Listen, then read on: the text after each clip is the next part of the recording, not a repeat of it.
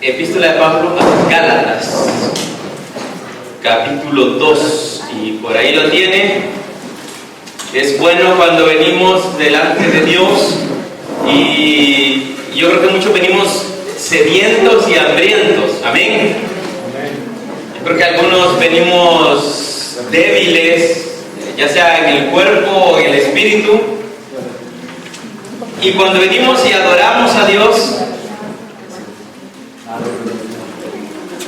Él comienza a tocarnos. ¿Cuántos se han gozado en la alabanza y en la adoración? Amén. Y Él comienza a tocarte, y Dios, yo no quiero decir esta palabra, pero como que Dios se esfuerza en querer romper nuestro corazón de piedra a veces, y está tocando y está golpeando y está golpeando, y a veces nosotros somos tan insensibles y no logramos sentir la presencia de Dios, pero su Espíritu Santo está aquí para nosotros. Amén. El Señor le dijo a sus discípulos, ¿cuántos discípulos hay aquí? Amén. Yo me voy, pero ustedes no quedan solos, les dejaré un consolador, y ese consolador es el que te guía, ese consolador es el que te alimenta, el que te permite ver en la oscuridad espiritual que es de este mundo. El Espíritu Santo de Dios te guía a través de todo ello. Amén. ¿Cuántos lo creen? Amén. ¿Puedes sentirlo? Amén. ¿Has sentido su presencia? Amén. Su amor envolviéndote ahí donde estás. Cierra tus ojos, hermanos y hermanas, cierra tus ojos y dale gracias a Dios. Te bendecimos, Señor, te adoramos en esta hora. Gracias, Padre, porque tú eres un Dios bueno y eres maravilloso, Señor. Gracias por tu iglesia. Gracias, Señor, porque nos has cubierto con tu Espíritu Santo.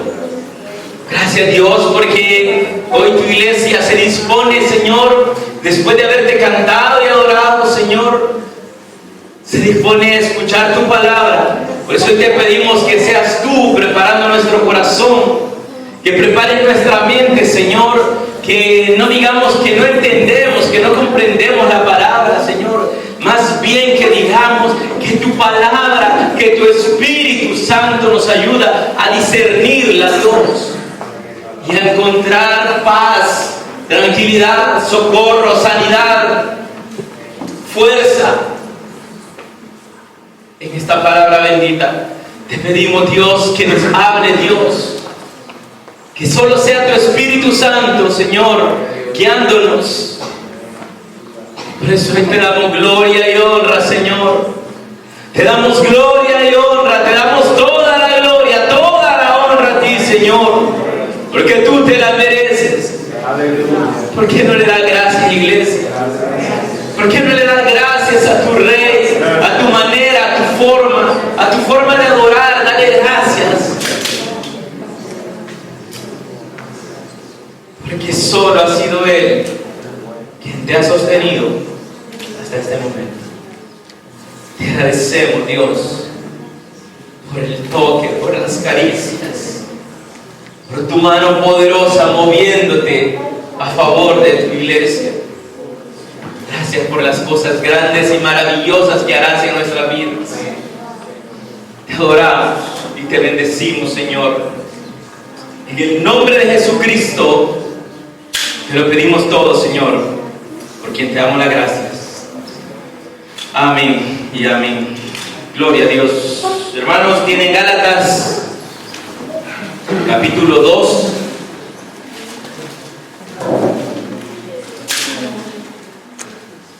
Amén. Dicen amén, hermanos. Amén. Dice la palabra del Señor en Gálatas 2:20. Dice la palabra de Dios en la Nueva Versión Internacional. Lo leeré yo.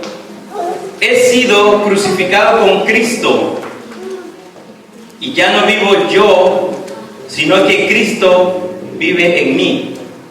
Lo que ahora vivo en el cuerpo, lo vivo por la fe en el Hijo de Dios, quien me amó y dio su vida por mí. Pueden tomar sus asientos, hermanos.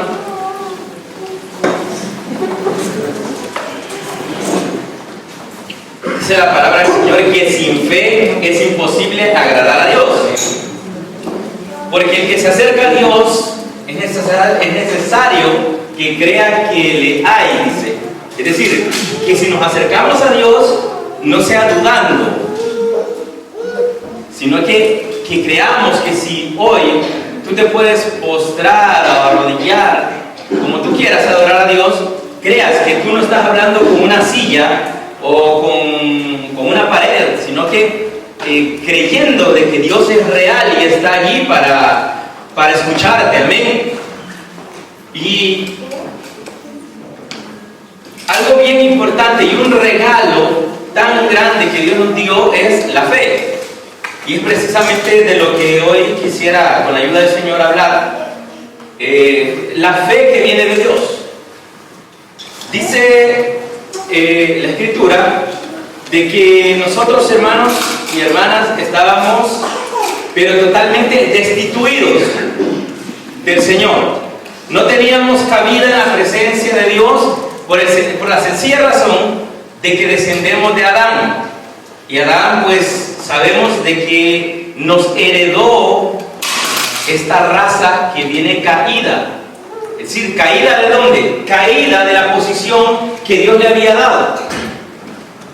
Y de generación en generación, el pecado que se originó en Adán y Eva nos arrastró a todos, y eso simplemente nos destituyó de la gloria de Dios. Amén. Entonces, no nos podíamos acercar.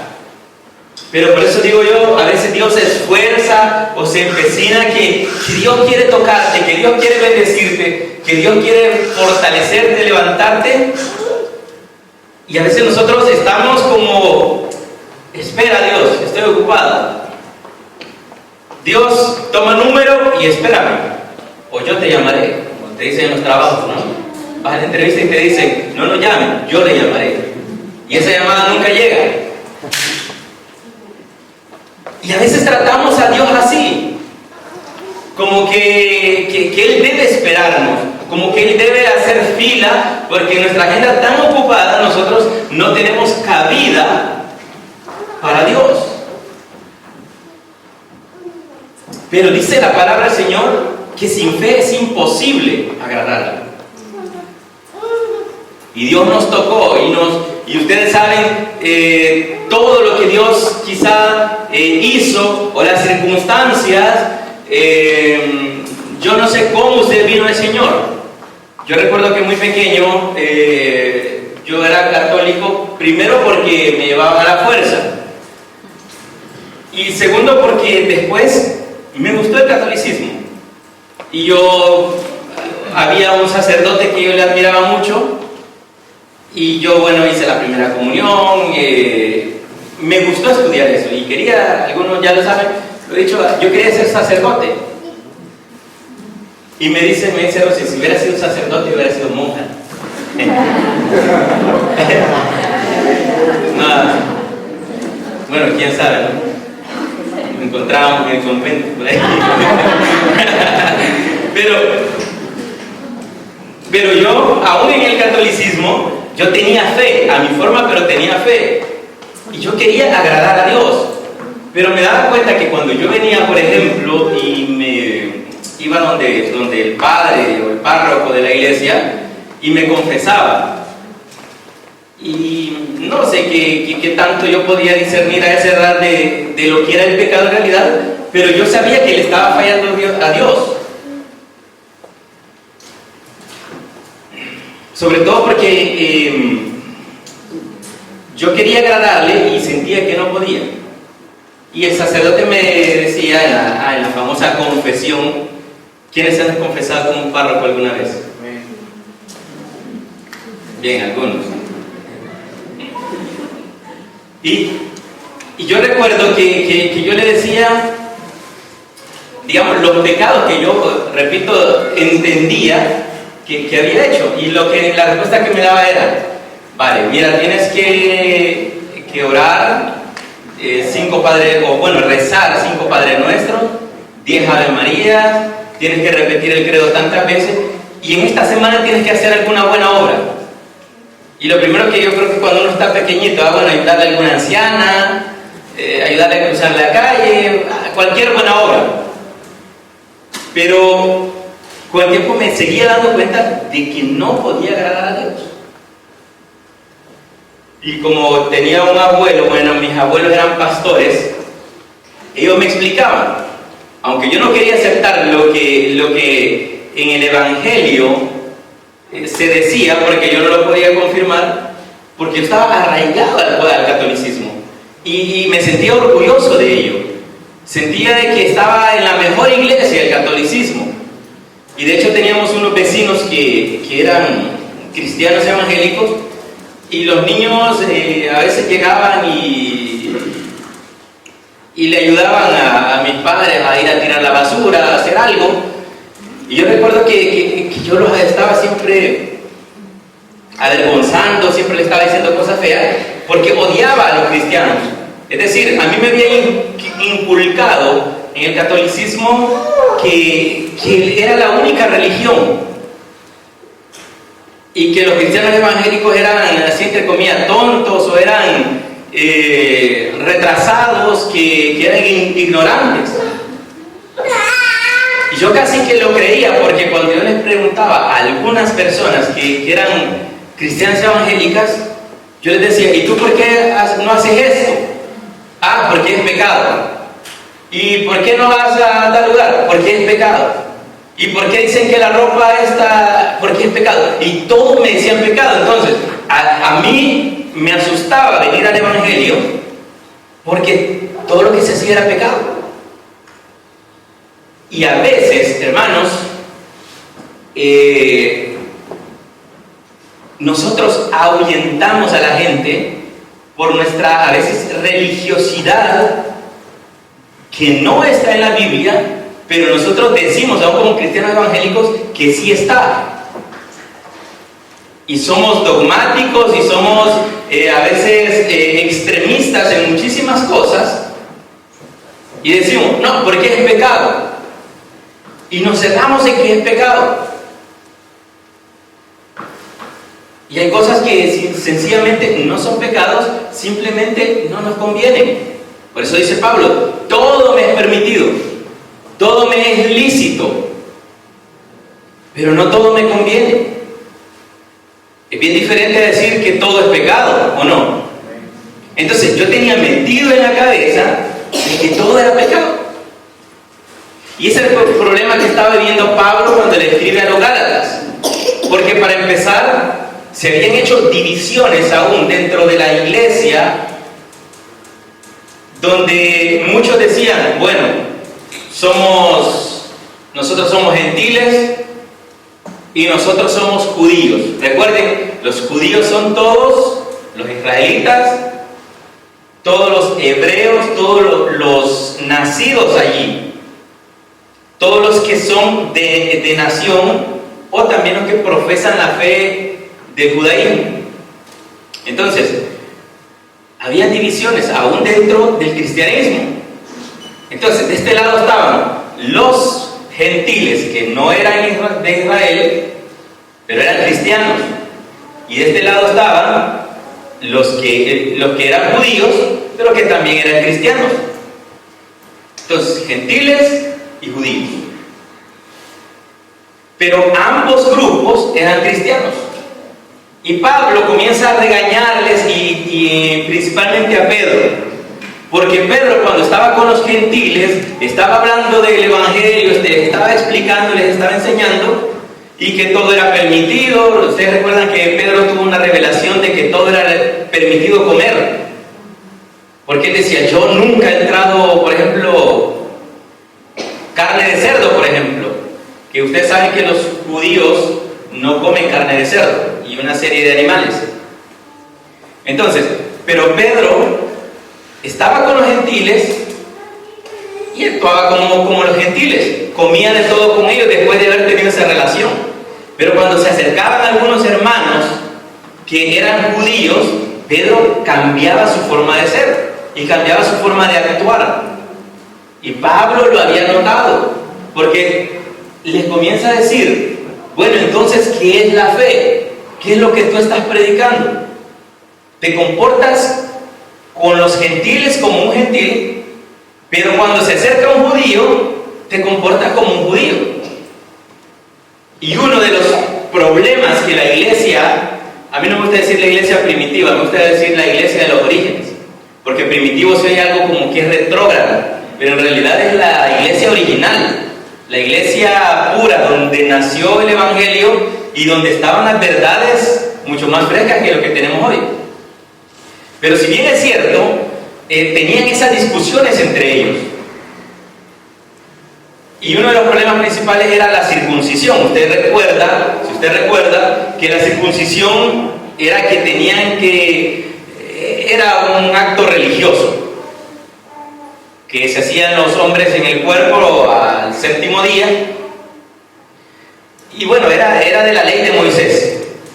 Pero los nuevos cristianos que venían, estos de la circuncisión, les decían: miren, si bien es cierto que ustedes son cristianos hoy, pero si quieren ser cristianos verdaderos, deben circuncidarse. Cuando Pablo le está diciendo, no es la circuncisión del cuerpo, sino que lo que importa es la circuncisión del corazón. Entonces, no se trataba de actos religiosos simplemente, sino que fueran genuinamente convertidos a Cristo.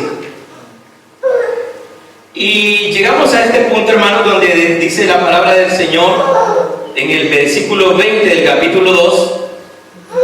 Pablo le dice: he sido crucificado con Cristo, y ya no vivo yo, sino que Cristo vive en mí. Es decir, hermanos, yo creo que es válido nosotros que nos hagamos esa pregunta: ¿cómo es el cristianismo que nosotros estamos viviendo? Medio, bien hecho o poco hecho, como dicen acá. ¿Cómo es el término?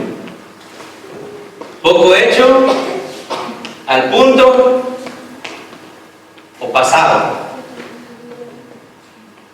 Yo no sé cuál era el punto de Pablo, pero dice: he llegado a este grado, a este punto, de que ya no soy solo yo. Ya no vivo yo, sino que Cristo vive en mí. Y a veces nosotros pensamos que ser cristiano es porque seguimos a un líder que se llamaba Jesús, y que Jesús era un buen tipo y que parecía que estaba en mi filosofía, era un líder grande, un líder que lo que él decía se hacía, que tenía poderes, que era el Hijo de Dios. Pero a veces, miren, por eso muchas religiones fracasan hoy en día. Por eso muchos grupos, muchas sectas que se abren hoy en día fracasan, porque siguen líderes. Y nosotros no solamente seguimos a nuestro líder, que es Jesucristo, sino que Él debe vivir en nosotros. Amén. Él debe vivir en nosotros, ni siquiera a la par nuestra, o arriba o a un lado. No es nuestro vecino. Pablo decía: ya no vivo yo. Y dice, por eso que dice: he sido crucificado con Cristo. ¿Qué es ser crucificado?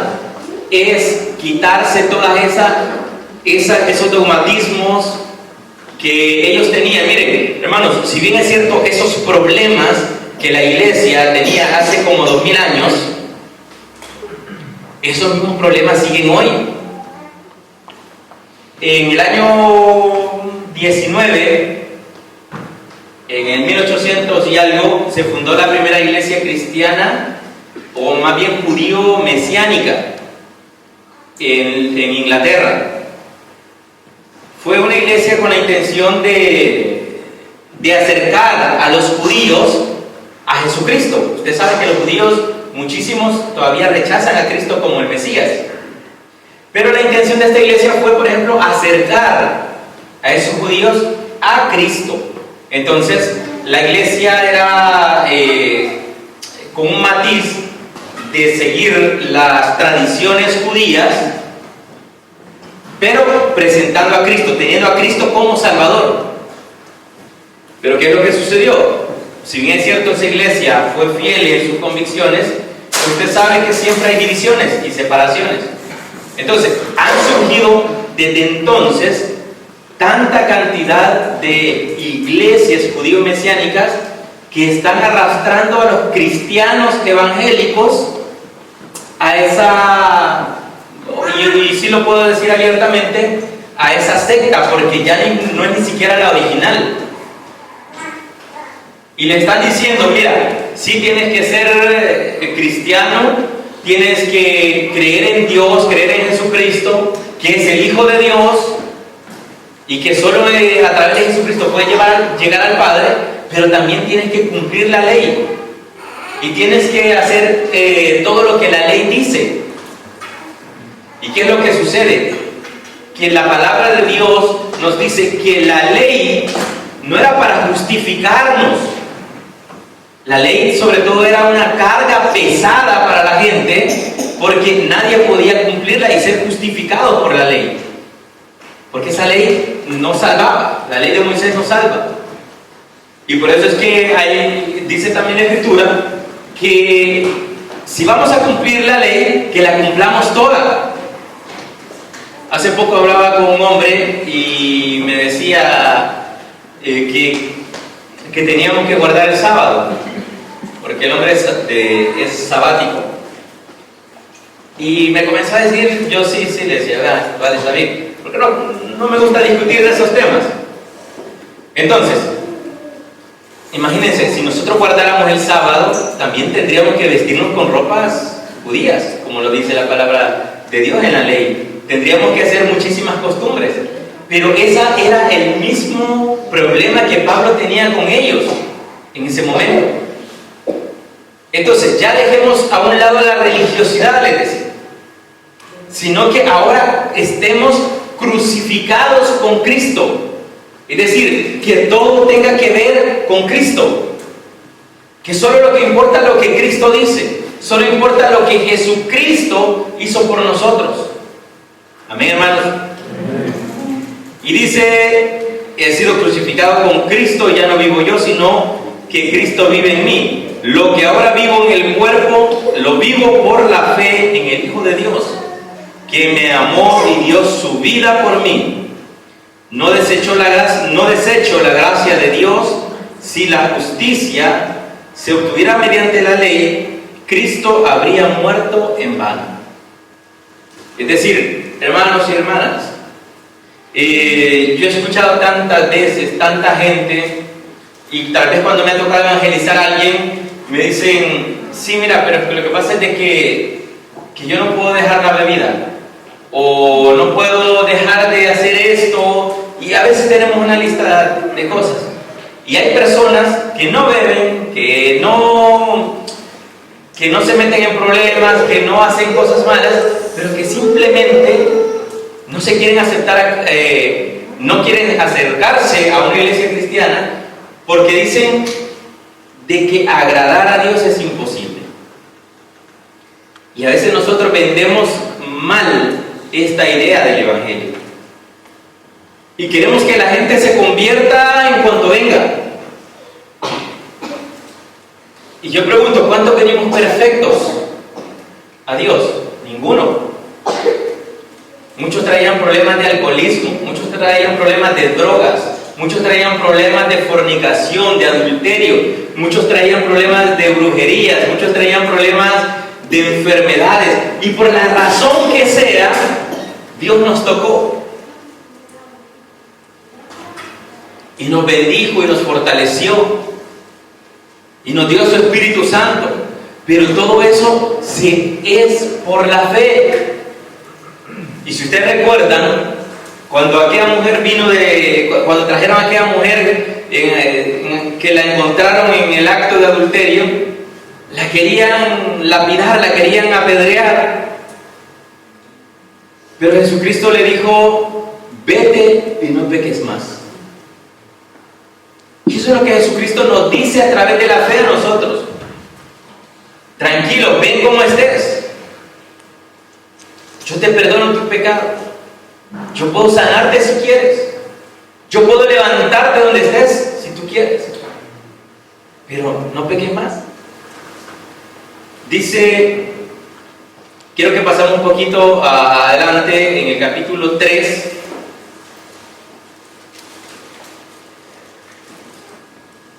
Dice Pablo, y lo último que leíamos, dice, si no todo lo que Jesucristo hizo fuese en vano. Es decir, si nosotros queremos agregar un poco, hermanos, al sacrificio que Cristo hizo en la cruz, si nosotros queremos agregar algo para lograr nuestra salvación, es en vano lo que Él ya hizo. Porque nosotros pensamos de que, bueno, tenemos que ir a la iglesia, tenemos que cantar, tenemos que adorar, hay que atender a los niños, hay que servir en algo, voy a hacer lo que sea para lograr mi salvación. No podemos hacer absolutamente nada, porque todo lo hizo Jesucristo en la cruz del Calvario. Si tú vas a hacer algo, si alguna buena intención tienes, es por amor a Él, es por gracia que queremos servirle, que queremos adorarle y que queremos mostrarle al mundo lo que Cristo hizo por nosotros. Pero no podemos agregar ni siquiera un céntimo o un milímetro para nuestra salvación. Él ya lo hizo todo. ¿Eres salvo? ¿Eres salvo? ¿Por qué eres salvo? Es por esa bendita gracia, por esa bendita fe que Él puso en ti. Y tú te vas a consagrar para Dios por fe. Y tú te vas a cuidar para Dios por fe. Y tú te vas a alejar de lo malo por fe. Y vas a dejar de pecar por fe, porque le amas, porque no quieres lastimar a tu padre. Y por fe vas a tomar las mejores decisiones. Pero no es porque tengas que ganar la salvación. No puedes. Si tú intentas ganar la salvación, no puedes. Aunque tú fueses a una cruz y te crucificaran como lo hicieron con Cristo, no puedes. Porque Él sí era santo y era puro. ¿Y nosotros qué somos? Y gloria a Dios que Él tuvo misericordia de nosotros. Y por eso es que en el 3, Pablo, como más enfadado, yo no sé cómo dice en su versión, yo creo que dice Gálatas insensatos. En el 3 y versículo 1. Aquí dice Gálatas torpes. ¿Quién los ha dice? ¿Quién? Y hace una pregunta. ¿Quién los ha hechizado a ustedes? Imagínense la palabra fuerte que les dice. Es decir, ¿quién les ha hecho una especie de hechizo a ustedes para que estén creyendo otra cosa? Dice, ¿quién los ha hechizado a ustedes? Ante quienes Jesucristo crucificado ha sido presentado tan claramente. Hermanos y hermanas, véanme acá, un momento, ven mi mano. Miren, Pablo yo siento de que estaba enfadado, para que les diga Gálatas torpes o insensatos. ¿Quién los ha hechizado? ¿Quién ha sido capaz de engañarles? ¿Quién ha sido capaz de borrar o nublar su mente si tienen a Cristo frente a ustedes? Y es el gran problema de hoy en día, de la gente que abandona. Al abandonar la fe se llama apostasía. Es decir, a Dios no te necesito, sigue tu camino y yo sigo el mío. Un apóstata es alguien que abandona la fe. Y alguien me preguntaba hace unos días si alguna vez desde que yo acepté a Cristo como mi Salvador he pensado en abandonar, porque yo llegué a los 16 años más o menos al Evangelio y han sido muchísimos años, más de 20 años en el Evangelio. Y yo le decía, nunca me he separado de la iglesia, nunca me he separado de Dios. O sea, ¿que he cometido errores? Muchísimos. Pero es que muchísimos. Me he equivocado tantas veces como no tiene idea. Y Dios sigue siendo fiel. Y Dios sigue siendo fiel. Pero yo no concibo la idea de que una persona, habiendo visto, habiendo creído, habiendo sido implantada esa fe en Cristo, un día diga, ya no me interesa. Ya no me importa esto del Evangelio. Esto de servir, esto de estar sonriendo de los hermanos, esto de estar allí cantando, ya no me interesa. Y se van. No entiendo cómo alguien, pudiendo haber conocido el Evangelio, puede volver atrás. Ese es el problema de la apostasía. Y es lo que le dice, Gálatas torpes. ¿Quién los ha hechizado? ¿Quién los ha engañado a ustedes? Teniendo a Cristo frente a ustedes, teniendo todo lo que debes tener. Hermanos, puede que a usted le falte todo. El alimento, el vestuario, calzado, casa.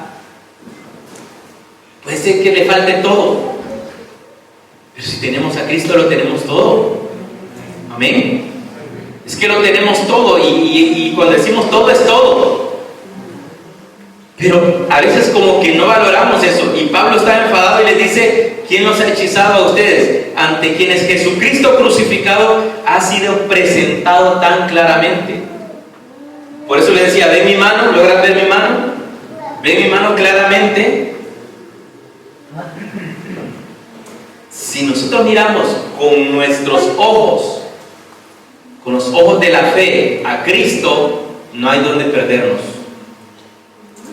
No hay por qué decir, ya no me interesa. Y el versículo 2 dice, solo quiero que me respondan esto. ¿Recibieron el Espíritu por las obras que demanda la ley o por la fe con que aceptaron el mensaje? Hermanos, y yo no quiero hablar tanto de la ley porque sé que no tanto nos corresponde a nosotros. Porque yo siempre he dicho, si alguien pelea por estas cosas de que si la ley o no, yo solo lo que puedo decir es lo que la Biblia dice, que si tú te escudas en la ley, pues cúmplela toda, pero no la puedes cumplir a medias. Amén. No se puede cumplir a medias.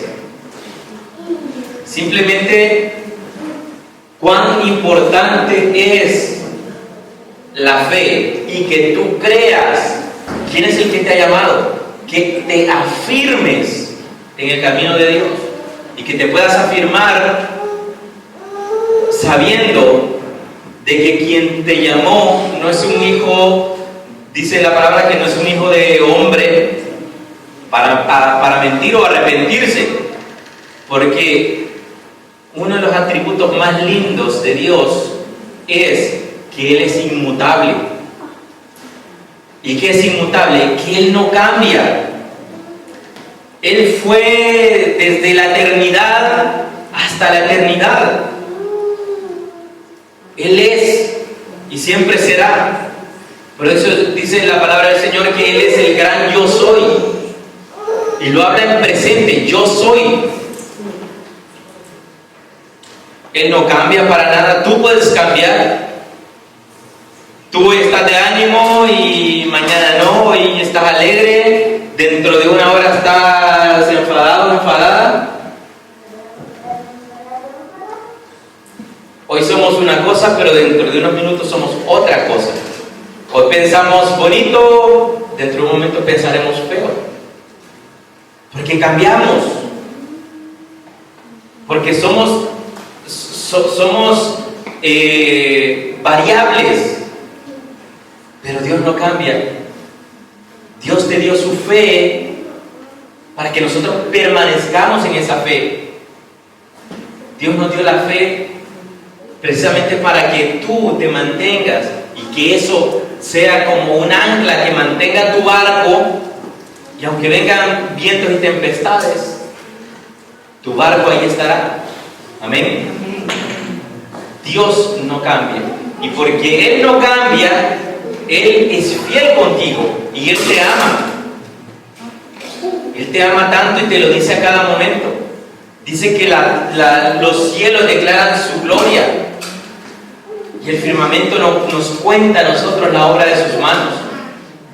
Si nosotros pudiéramos apreciar más todo lo que Dios hace por nosotros, no seríamos tan variables, no nos dejaríamos engañar. Hay tantas corrientes hoy en día que intentan hacer eso, engañarte. Como le dijo la serpiente a Eva en el jardín del Edén, con que Dios te ha dicho. Y el diablo comenzará a preguntarte, con que Dios te ha dicho que no hagas esto, con que Dios te ha dicho que no hagas lo otro, con que Dios te ha dicho que no te diviertas, con que Dios te ha dicho, y comenzará a cambiar todas las cosas. Y con esas palabras suaves y dulces intentará engañarte, pero ánimo, hermanos y hermanas, solo la fe en el Hijo de Dios nos puede ayudar a permanecer delante de Él, para que cuando el Señor venga nos encuentre con una fe firme, una fe fuerte. Pablo tuvo que pelear con los mismos apóstoles, compañeros, y decirles: ustedes torpes, no se dejen engañar. Tienen a Cristo frente a ustedes, no se dejen engañar. Nos ponemos de pie, hermanos y hermanas.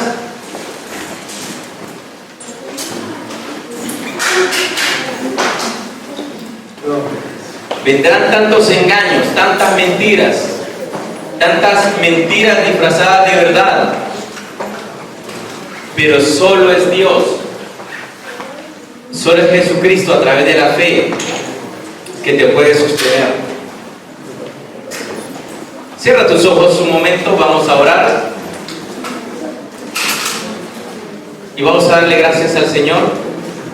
Cierra tus ojos, hermanos, comienza a darle gracias a Dios, porque Él fue quien implantó esa fe, esa esperanza. Y aunque estés hoy cansado o cansada, quiero que sepas que un día, puede ser dentro de los próximos minutos, yo no sé dentro de cuánto, pero Cristo está por venir. Y tú debes mantener esa actitud y esa fe firme y fuerte para recibir a Cristo, a tu Señor. Y entonces aquello que era amargura se convertirá en gozo, aquello que era dolor se convertirá en sanidad total para tu vida. Y aquel día dice el Señor que enjugará toda lágrima de sus hijos. Y aunque hoy tengas dolor, en ese momento saltará de la alegría.